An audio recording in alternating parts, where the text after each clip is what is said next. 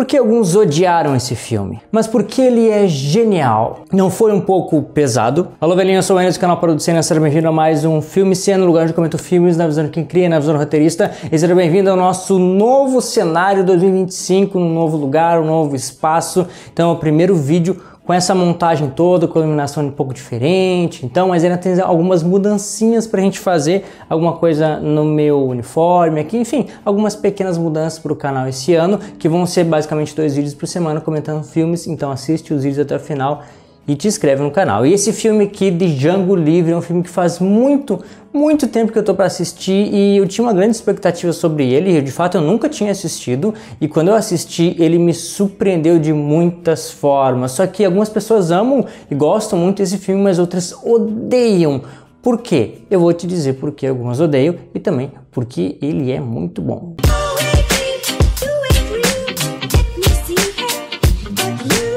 Django Livre. Dia 18 de janeiro de 2013 foi lançado esse filme, já fazem 12 anos atrás, eu disponível na Netflix, e eu tinha uma expectativa, como eu falei, desse filme, que fosse um filme assim mais padrão faroeste, né? Aqueles filmes de faroeste que a gente tinha na década de 90 e tudo mais, mas ele foi muito mais do que isso e me surpreendeu. Por quê? Porque a visão do diretor, ela muda tudo. E daí vem o nosso elenco, temos o Quentin Tarantino, que ele é o grande diretor, o roteirista, ele até acaba atuando no nosso filme também, Jamie Foxx, Samuel Jackson, Leonardo DiCaprio, dentre outros ali atores muito bons que garantiram o sucesso desse filme. Eu não sei dizer se ele ganhou um Oscar na época, eu não lembro, não cheguei a pesquisar também, mas provavelmente sim, porque é um baita filme. E eu quero falar sobre ele em 3 linhas diferentes, 3 vieses, dá pra dizer assim. O primeiro que é da história óbvia, né, aquilo que a gente enxerga, aquilo que a gente percebe. O segundo é sobre o assunto em si, que é o racismo, a escravidão. E por último, a questão técnica, a construção dele, porque esse filme flui nessas 3 vertentes. Mas então, em 1958, uma época lá da escravidão, onde isso era em parte normal, né? Já tinha sido assinada a Carta de Alforria, então alguns negros poderiam ser livres a partir de um contrato, alguma coisa assim. Eu não sou muito inteirado da história, tá? Em 1958 é onde se passa essa história e Django, ele é um escravo como todos os outros, porém ele recebe a chance de mudar de vida, de mudar de lado e também de salvar a sua mulher. Pense então num filme de faroeste comum, ele não foge muito da proposta de outros filmes, pensando na proposta, ou seja, um carinha ali, o Django, que não era ninguém, que né, não tinha expectativa nenhuma de futuro, mas alguém chegou na vida dele e trouxe uma grande expectativa, um mentor que foi lá, tirou ele daquele lugar, colocou em outro, ensinou algumas coisas e deu a chance dele salvar a vida dele, mudar a vida dele e também ir atrás da mulher dele para libertar ela da escravidão. Além de se vingar de todo mundo que tratou mal ele, né? A primeira ideia. Então o que a gente imagina na sequência? Bom, um cara que ele tá ali mal da vida, vai chegar um carinha, um mentor que vai ensinar ele, vai mostrar cenas dele treinando, se preparando, né? O foco da vida é aquele lá, matar os inimigos dele e resgatar a mulher. Aí depois ele vai, chega com uma estratégia assim muito meio mocoseada para os inimigos, uma estratégia militar assim, com um plano mais ou menos traçado, que em algum momento dá errado, depois ele sai matando todo mundo como se fosse o Rambo. Essa é a ideia que a gente tem de filmes de faroeste, de um filme padrão de como seria construído. Porém, não foi assim que aconteceu. Na verdade, foi mais ou menos assim, só que a visão do diretor muda tudo, porque o bom diretor, ele sabe apresentar os meios. Fica com essa frase aí, o bom diretor de cinema é aquele que sabe apresentar os meios. O que significa isso? Significa que ele não está ali para ir de ponto de objetivo em objetivo, ele quer mostrar o que acontece dentro desse objetivo, ele quer introduzir as situações. Quando a gente fala do Tarantino, pensa, é só sangue, sanguinária, tiroteio e tudo mais, mas não, tem técnicas por trás. Então o que ele faz? Ele apresenta tudo primeiro, ele conduz cada ideia, ele introduz cada elemento que ele vai trazendo na história, tornando toda aquela história possível, uma coisa real que poderia mesmo ter acontecido. Sendo assim, o nosso Django, ele não foi liberto somente da escravidão do trabalho, mas da escravidão na mente, na cabeça dele ele era um escravo também. E ele ganhou essa liberdade dentro e fora, através do seu mentor, que é, digamos, essa é a função dele, é o cara que vem, conduz e direciona o nosso herói. Só que ele foi muito mais do que isso, ele foi junto com o nosso herói, ele foi conduzido, enfim, tem muitas coisas, muitos detalhes muito bem amarrados do início com o meio, com o fim, cada elemento que ele apresenta, como por exemplo, quando o nosso Schultz está ali, ele falando pela primeira vez um pouco melhor com o Django, eles estão ali na cabaninha, ele serve uma cerveja, então mostra os detalhes dele servindo a cerveja, dele tirando a espuminha, dele colocando mais. Cada traço mostra o quê? Que não é só uma atuação que eu preciso chegar e sentar. Tu senta, tu tem um jeito de ajeitar as coisas. Não, tira isso aqui para lá, põe a cerveja ali, senta, conversa, fala um pouco. Existe uma naturalidade em tudo que acontece. Isso é por causa da direção. E essa mudança da mentalidade dele é externalizada na forma física externa dele, na caracterização. Cada vez que ele muda figurativamente, ele muda uma outra roupa, ele corta o cabelo, mostra o quanto ele se tornou, ele se apegou muito mais à identidade que é dele mesmo do que a identidade que os outros tinham dito que ele é. Ele era um negro, ele era um escravo, ele era muito menos do que os outros eram maiores, ele não podia desobedecer, enfim. Cada vez que ele entendia todos os direitos e as capacidades que ele tinha como ser humano, ele se empoderava e isso era apresentado para nós caracteristicamente. E eu fiquei o tempo todo focado no filme, o tempo todo, assim, teve um momento que eu estava assistindo o tablet, estava acabando a bateria e chegou a acabar a bateria porque eu não consegui levantar para pôr para carregar, porque eu estava ali assim, ó, vidrado naquela história, eu não consegui sair. Porque quando a história ela é bem construída, meio que tu fica cativo aquele negócio.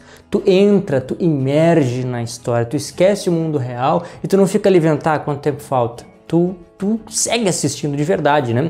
E assim, tu pode achar que o Tarantino é um canalha por causa das formas como ele mostra, como ele tratou os negros ali. Só que tu tem que pensar uma coisa, o filme, ele é feito para gerar sensações na gente. Não sensações boas, sensações. Sensações boas, sensações ruins. É feito pra gente chorar, pra gente rir, pra gente se motivar, pra gente, enfim, criar coisas, pra gente despertar coisas em nós. Ele nos faz também amar personagens e odiar personagens.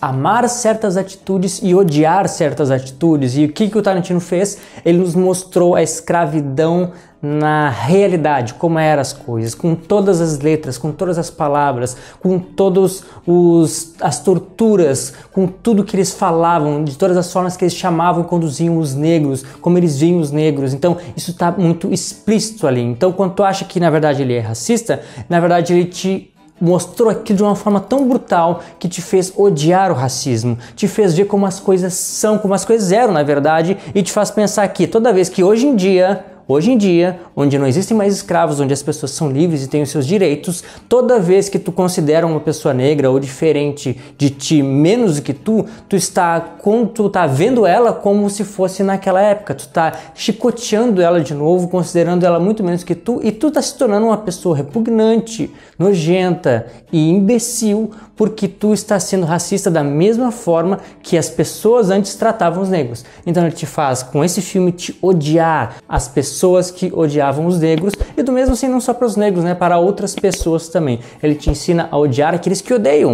E na verdade ódio é uma palavra muito forte que a gente tem hoje em dia, né? Mas desaprovar, eu diria assim, é porque ódio é mais próximo daquela sensação que a gente sente quando vê aquela cena. Mas na verdade a gente desaprova. A gente não deve criar um ódio pelas pessoas, mas uma desaprovação e uma posição, que é o que ele nos fez fazer. Ele nos fez se posicionar em relação a esse assunto. E sobre a técnica, olha só, não tinha como dar errado. Com um elenco desses aqui, com atores de peso, assim, ó, Leonardo DiCaprio, eu sou muito fã dele, porque em todos os filmes ele é tão intenso, tão profundo, tão marcante, e ele gosta de fazer personagens bem expressivos, que gostam de expressar, assim, aquilo que é profundo, sem esconder muitas coisas, e quando esconde, tá pronto para mostrar isso na cena no momento certo. E naquele momento em que sangra a mão dele, que ele bate na mesa, provavelmente quebrou um copo, alguma coisa ali, e começou a sangrar a mão dele, começou devagar, né? Mas conforme a cena foi andando, dava para ver o sangue dele aqui na mão, o sangue aqui em cima, sangrando um monte.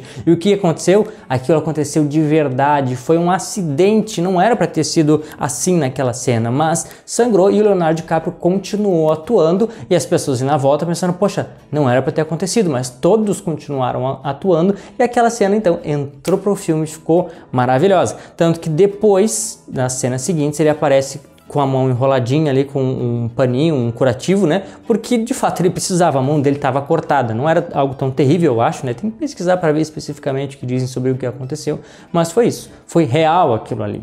Mas todas as falas muito pontuais, e quando não há falas, há expressões, há ações que fazem a gente entender o que aconteceu ou o que vai acontecer, as intenções, os sentimentos, as emoções contidas nos personagens, estava tudo ali. E assim, os movimentos de câmera, de lente, dando aquele zoom característico também, que se fazia muito antigamente, e o Tarantino usa isso muito nos seus filmes também. A trilha sonora, que parece que muitos filmes têm medo de usar trilha sonora e põe uma coisa assim meio genérica, uma coisa assim que não é muito marcante. Ele é marcante nas trilhas sonoras dele, e esse filme acaba tendo uma personalidade mais forte justamente com a adesão adicionada das trilhas sonoras no momento certo, uma trilha sonora diferente, caracterizando um outro momento. Sendo que esse filme, por mais que ele seja meio que uma aventura, ele tem alguns momentos mais de ação, alguns momentos um pouco mais cômicos, e ele vai indo de um para outro, assim, não perde muito tempo na comicidade. Alguns podem dizer assim, ai, nada a ver. Só que é o toque do diretor, é um toque da personalidade, assim, eu não achei que ficou ruim. Eu gostei bastante.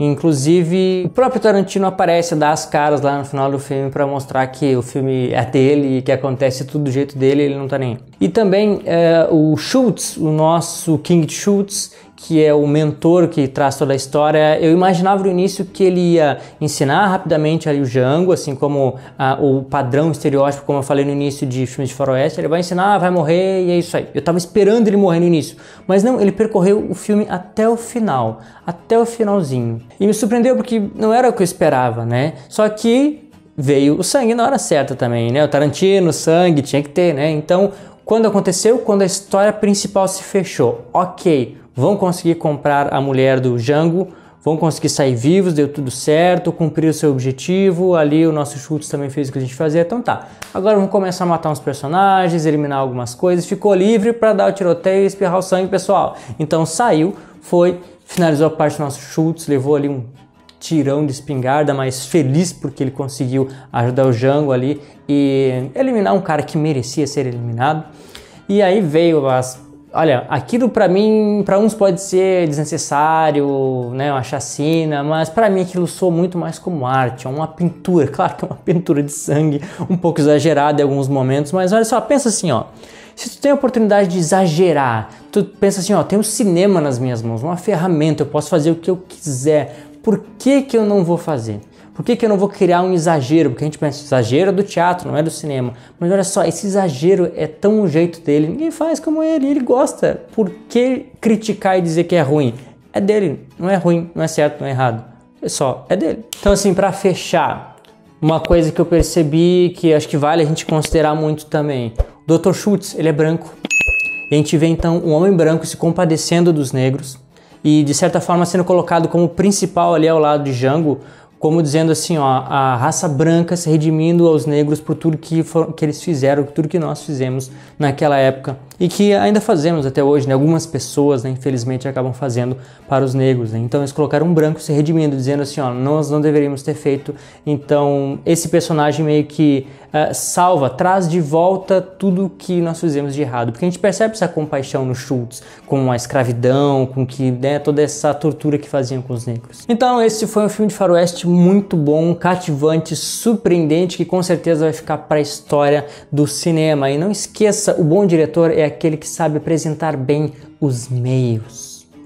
Então, velhinho, comenta aí o que tu achou desse filme. Eu gostei demais dele, eu nunca tinha assistido, assisti agora, esse ano, 2025, me surpreendeu muito e é o tipo de filme que eu assistiria de novo, sem dúvida, quantas vezes quisesse. Então comenta aí o que tu acha dele, se tem algum outro filme do Tarantino que tu gosta, e isso é tudo, pessoal. Obrigado pelo teu gostei, por ter assistido o vídeo até aqui e te inscrito no canal. Te vejo no próximo episódio. Produção.